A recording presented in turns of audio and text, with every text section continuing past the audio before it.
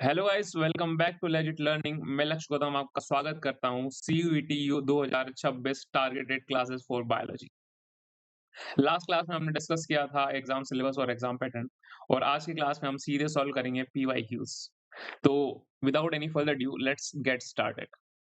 तो क्वेश्चंस जो हम आज सॉल्व करेंगे वो रहने वाले हैं सीयूईटी यूजी 2025 बायोलॉजी के।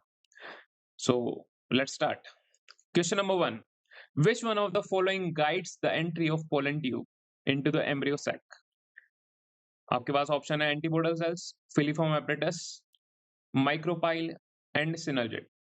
जैसा कि आप सभी को पता है, इसका आंसर होने वाला है फिलीफॉर्म एपरेटस। फिलीफॉर्म एपरेटस क्या होता है जी?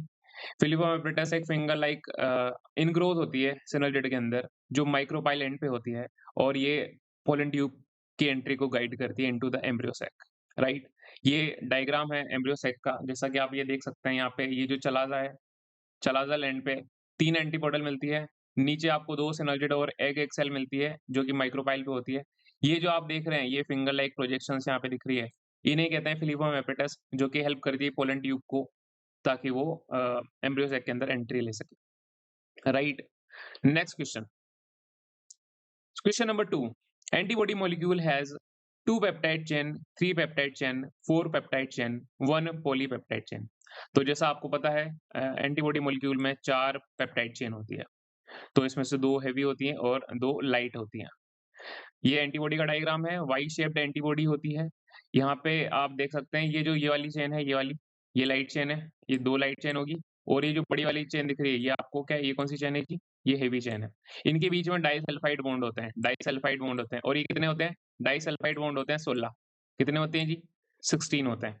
इसके बाद ऊपर वाली जो साइड होती है, वहाँ पे एंटीजन बाइंडिंग साइट होती है, और जो टर्मिनल्स होते हैं ऊपर की तरफ एन, ये ध्यान रखने की बात है, ऊपर एन टर्मिनल होता है और नीचे कौन सा टर्मिनल होता है? सी टर्मिनल होता है।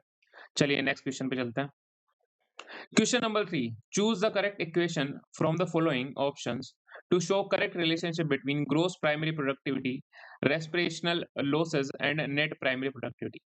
तो ये आपके 4 ऑप्शंस दे रखे हैं। जैसा कि आपको पता है, ग्रोस प्राइमरी प्रोडक्टिविटी क्या होती है? ग्रोस ज़्यादा होती है नेट प्राइमरी प्रोडक्टिविटी से, क्योंकि जो प्लांट फोटोसिंथेसिस करते हैं और जितना भी वो एनर्जी ग्लूकोज सिंथेसिस करते हैं, उसे ग्रोस प्राइमरी प्रोडक्टिविटी कहते हैं। और जितना वो कंज्यूम कर लेते हैं अपनी मेटाबॉलिक एक्टिविटीज में, उसको रेस्पिरेशनल लॉसेस या रेस्पिरेटरी लॉसेस कहते हैं।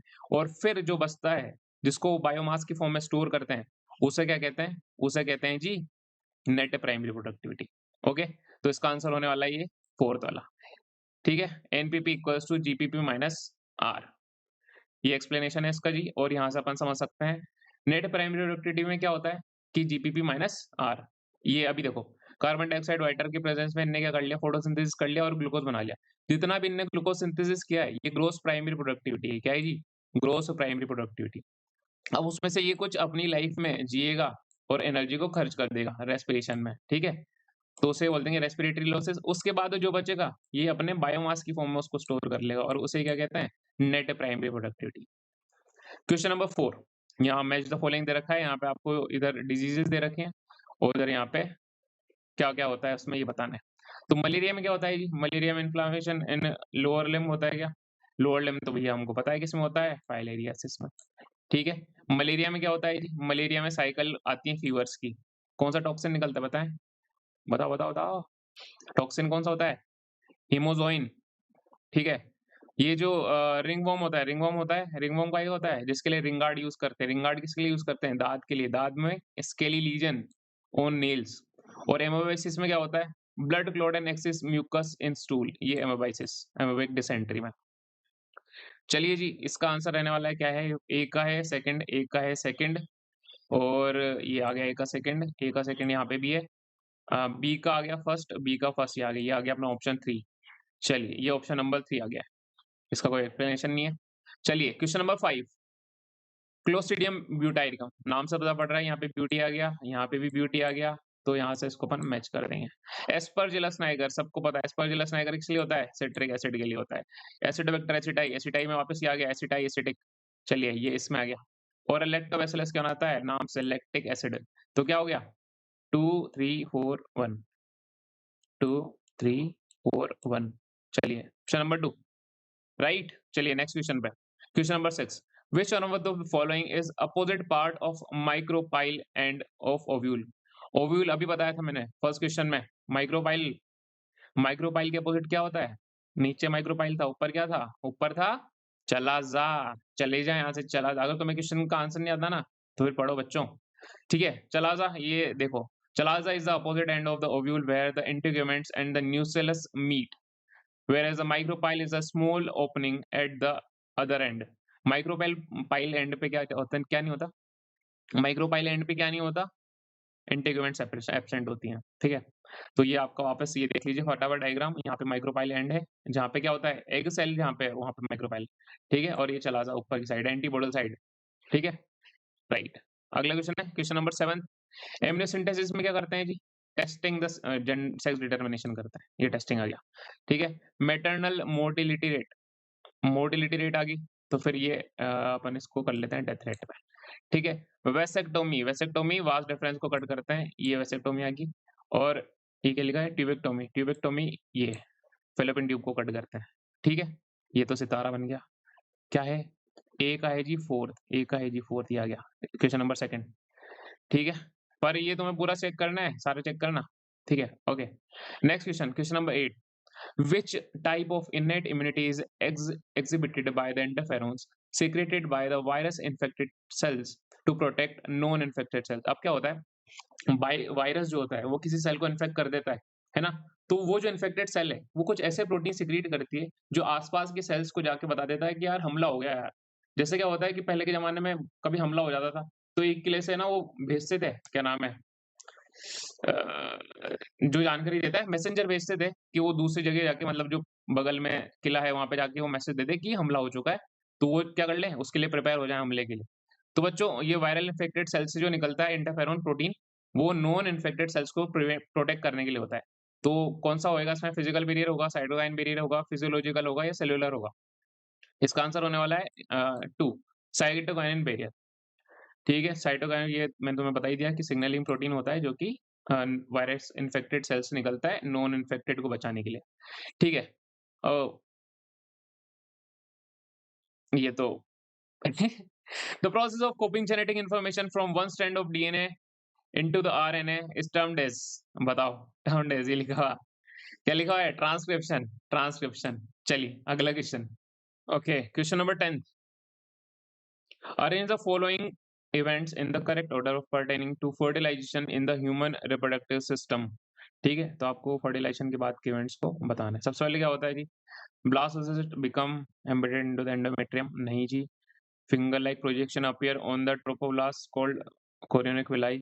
The blastomeres are arranged into the trophoblast and the inner cell mass, zygote divide. तो सबसे पहले तो क्या हो रहा है कि फर्टिलाइजेशन का ज़ाइगोट जो है वो डिवाइड करेगा and transform into embryo with 8 to 16 cell. तो ये तो पहला नंबर हो जाएगा अपना, ठीक है? पहला नंबर ये हो गया।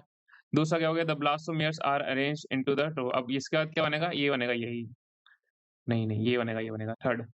तो ये हो जाएगा अपना दूसरा, ठीक है? फिर the blastocyst become embedded into endometrium, endometrium में पहले एम्बेडेड होएगी, ये तीसरा नंबर। और फिर कोरियोनिक बनेगी, ये चौथा नंबर। है ना? तो आंसर हो जाएगा अपना 4, 3, 1, 2।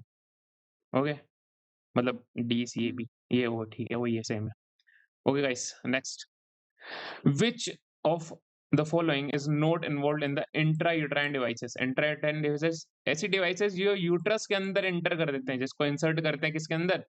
यूट्रस के अंदर, ठीक है? तो लिपिस लूप तो हाँ बिल्कुल हैगा, और LNG-20 बिल्कुल ये भी हैगी। पर यहाँ पे देख रहे हैं अपन, ये सही जो है ये ओरल पिल है, ओरल पिल ओपी है, ये ओपी है। और क्या है? इम्प्लांट्स, इम्प्लांट्स भी क्या है कि इंट्रायूटेराइन डिवाइस में नहीं है। तो क्या बचा है? सी और डी, सी और डी क्वेश्चन आंसर नंबर 2, ठीक है? सैली एंड द ओरल पिल और इम्प्लांट तो तुम्हें पता ही है। चलो अगला, चलिए जी, क्वेश्चन नंबर 12, फ्लावर कलर कौन सा होता है जी? मेंडल वाला है ये एक्सपेरिमेंट, ठीक है? फ्लावर कलर व्हाइट, ठीक है? पोर्ट शेप कॉन्स्ट्रिक्टेड, ये सब रिसेसिव वाले ले रहे हैं अपन, ठीक है? और पोर्ड कलर कौन सा होता है जी? पोर्ड कलर येलो होता है। और सीड शेप कौन सा होता है? सीड शेप रिसेसिव ग्रीन होता है। तो क्या हो गया ये? फोर्थ, 1, 2, 3, 4, 1 2 3 चलिए ये 4th नंबर का हो गया। ठीक है, 4th नंबर का इसका आंसर हो गया। 13th वाला चलते हैं। Which one of the following is not associated with the process of transcription in bacteria? Transcription तुम्हें पता है ना? ट्रांसक्रिप्शन है, याद है कि नहीं याद है? ये देखो ट्रांसक्रिप्शनल यूनिट होती है, यहाँ पे क्या होते हैं? 2 बॉक्स होते हैं, एक तो प्रमोटर होता है, एक टर्मिनेटर होता है और स्ट्रक्चरल जीन्स होते हैं। ठीक है, ऊपर वाला कौन सा होता है? टेम्पलेट। अब ऐसे आई है राइटिंग मेरे पास, माउस ही है। ठीक है, और नीचे वाला कौन सा होता है? कोटिंग।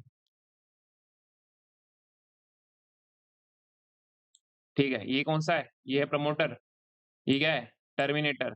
चलिए, तो यहाँ पे आके क्या मिलता है भैया? जब प्रोसेस स्टार्ट होती है तो सिग्मा फैक्टर, यहाँ पे कौन सा? Rho factor. ठीक है, ये सब हो गया। तो रो फैक्टर होता है जी, सिग्मा फैक्टर होता है। डीएनए डिपेंडेंट आरए पॉलीमरेज होएगा इसी, क्योंकि ट्रांसक्रिप्शन क्या प्रोसेस है? डीएनए से आरएनए बनने की। पर कौन सा नहीं होता है जी? ये नहीं होता है जी। तो पूछा कौन सा है? नॉट एसोसिएटेड, तो सेकंड वाला हो जाएगा। ठीक है, इसका एक्सप्लेनेशन है, आप देख लीजिएगा। चलिए, which of the following disorder are the result of aneuploidy? Aneuploidy मतलब कि क्रोमोसोम का नंबर, जैसे कि अपने 2n होता है, 2n है ना? तो अपने 46 क्रोमोसोम्स होते हैं। 46 से बढ़ जाए या तो माइनस हो जाए या फिर प्लस हो जाए, है ना? तो उसे क्या कहते हैं? एन्यूप्लॉइडी। तो हीमोफीलिया और Down syndrome, thalassaemia, Turner syndrome. देखो, सबसे पहले ये जो हीमोफीलिया, ये एक्स लिंक्ड है, तो ये तो होगा नहीं। चलिए, थैलेसीमिया ऑटोसोमल है, इसमें भी कोई मतलब नहीं है। ये 2 बचे, डाउन सिंड्रोम और टर्नर सिंड्रोम और डाउन सिंड्रोम।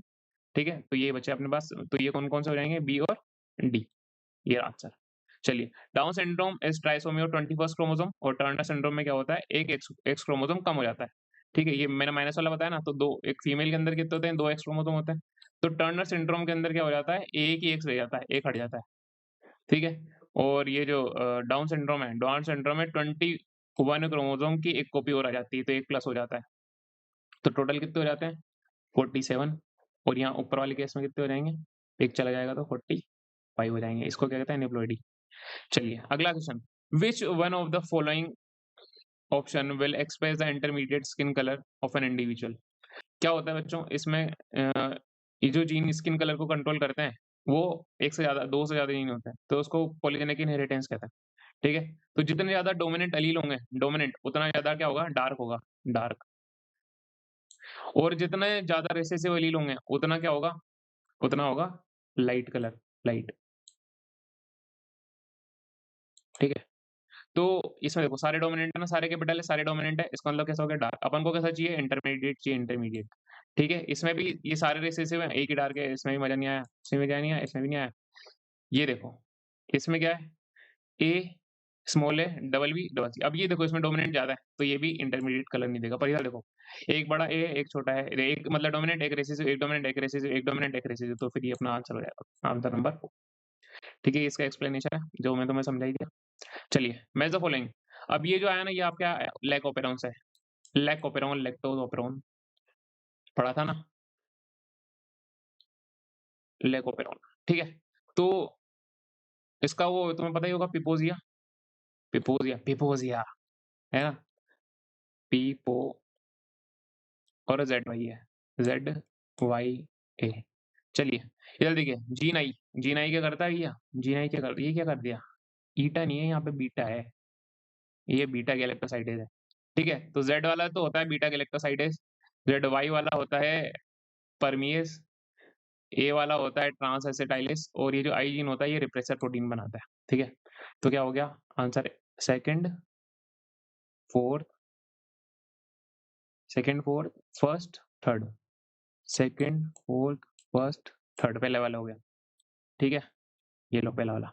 अगला, which of the following is incorrect with reference to drug abuse? अब बताओ, तुमने ये पढ़ी रखा होगा ड्रग अब्यूज के बारे में। Cannabinoids affect the cardiovascular system in the body of the body. Heroin is extracted from the latex of पेपेवर सोमनिफेरम। Nicotine is very effective sedative in pain killer. Pain killer नहीं होता, मॉर्फिन होता है pain killer, तो ये गलत लग रहा है। Excessive dose of Coca alkaloids causes hallucination. बिल्कुल, हेलुसिनेशन वो होता है जैसे कि कुछ है नहीं पर फिर भी आपको दिखने लग जाए, ठीक है ना? हाँ फूल खिलते हैं ना पीछे से, मजा आ जाता है। मत करना, ठीक है? चलो, तो इसका आंसर होने वाला है थर्ड, थर्ड, ठीक है? ये आप पढ़ ही लेना। क्या करता है? निकोटीन इज अ स्टिमुलेंट, ये इंक्रीज कर देता है अलर्टनेस को, हार्ट बीट को, ब्लड प्रेशर को, और नॉट सेडेटिव और पेनकिलर, ये तो पता ही था ना। कुछ लोग जर्दा खाते हैं ना, जर्दे में निकोटीन होता है, तो ऐसा होता है ना कि यार हम पोटी नहीं खाएंगे, पोटी नहीं आती है उनको जर्दा खाए बिना, है ना? तो ये होता है, ये एडिक्शन है। चलिए, arrange the given step involved in the gel electrophoresis biotechnology वाला, use for separation of DNA fragments. तो पहला ऑप्शन क्या है जी? पहला ऑप्शन है exposure of UV light, staining with ethidium bromide, moving of DNA fragment towards anode, और elution. इसमें देखो फटाफट, देखो क्या होगा। ये इथिडियम जो ब्रोमाइड है ना, इथिडियम जो ब्रोमाइड है, इसके बाद यूवी एक्सपोजर करते हैं, तो बी के बाद तो क्या आना है? ए आना है। बी के बाद तो क्या आना है? ए आना है। इल्यूशन अपन लास्ट में करते हैं, तो सबसे लास्ट में क्या आएगा? डी आएगा जी, है ना? ये कर लिया। उसके बाद ये जो एनोड की तरफ मूव हुए हैं, कौन से? डीएनए फ्रेगमेंट, है ना? तो negatively charge DNA fragment move towards the positively charge anode, ये पहले हो जाता है, तो ये सी आएगा। तो CBAD, CBAD फर्स्ट वाले हो गया। चलिए, ये आंसर आ गया। फिर match of the following, citric acid का इससे मिलता है जी, अभी बताया, एस्परजिलस नाइगर से। एथेनॉल कौन बनाता है जी? एथेनॉल, बताओ बताओ। सैक्रोमाइसिस सेरेवाइसी फर्मेंटेशन, ठीक है। साइक्लोस्पोरिन है, ट्राइकोडर्मा पॉलीस्पोरम, ये इसका ही हो जाएगा, और स्ट्रेटिन का मोनस्कस परफोरियस। फिर ये सितारा बन गया। एक का है जी 4, एक का है 4, ये भी 4 आ गया। चलो, बी का क्या आया जी?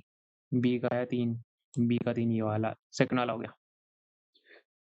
सेकंड वाला नहीं हुआ, हाँ सेकंड वाला ही हुआ अभी, ये 2 है, यहाँ पे 1 लिख दिया, यहाँ पे 2 आएगा, ठीक है।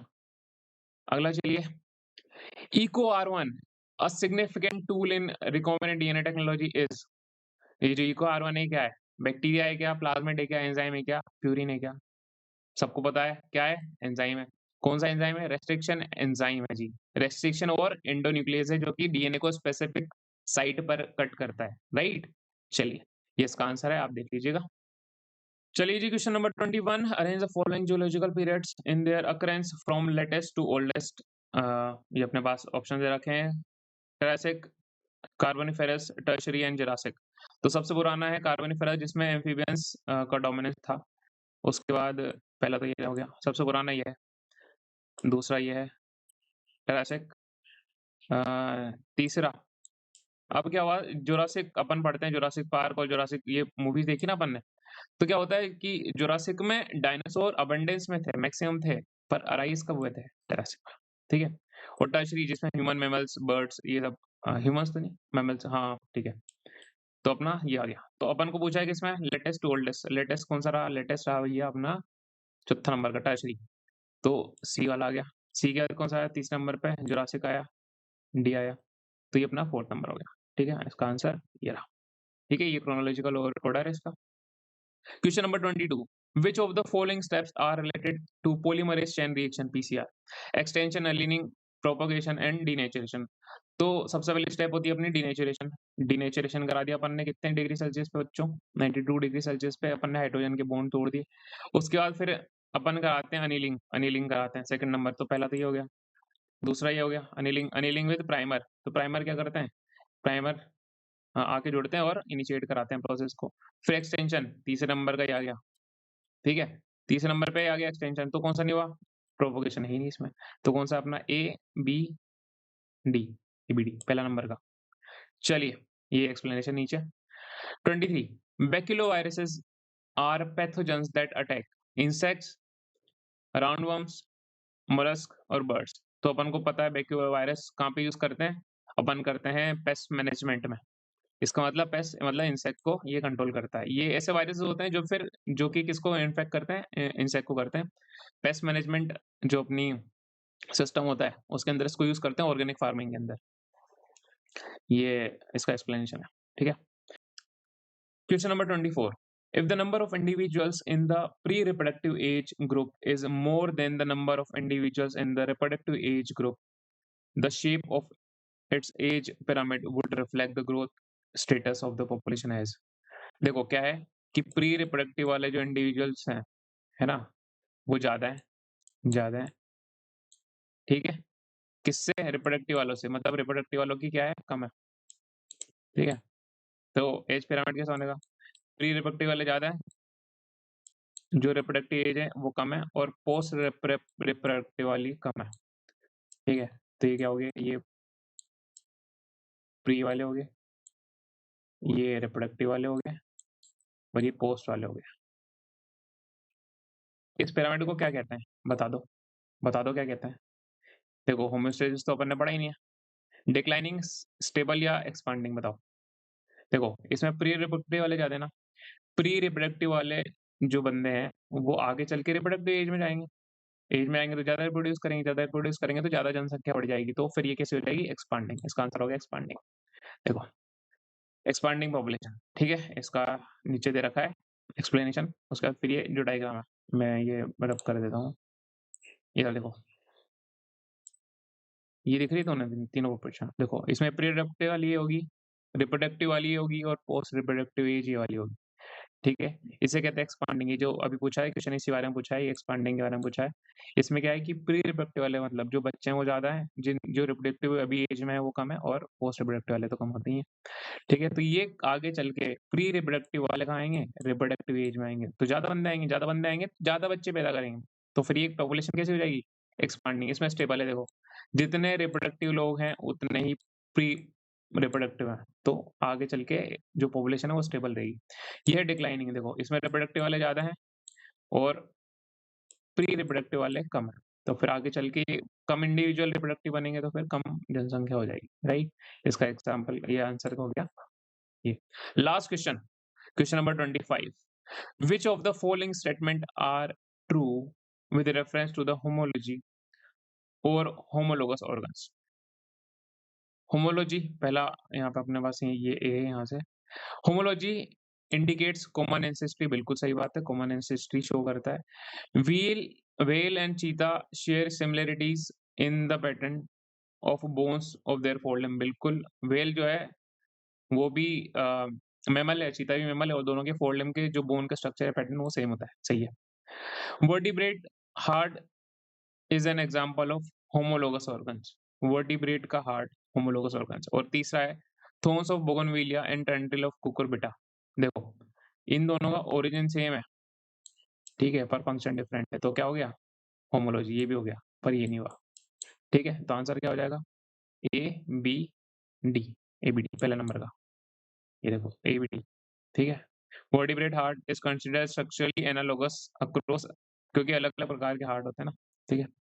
चलो, तो ये थी हमारी क्लास आज की। Thank you so much for joining me. ऐसे ही हम अगली क्लास में मिलेंगे और आगे और भी बहुत सारे क्वेश्चन अपन सॉल्व करेंगे और अपन इस एग्जाम को क्रैक करके रखेंगे, ठीक है? तो ये आप चैनल सब्सक्राइब कर लीजिए। See you really soon, signing of.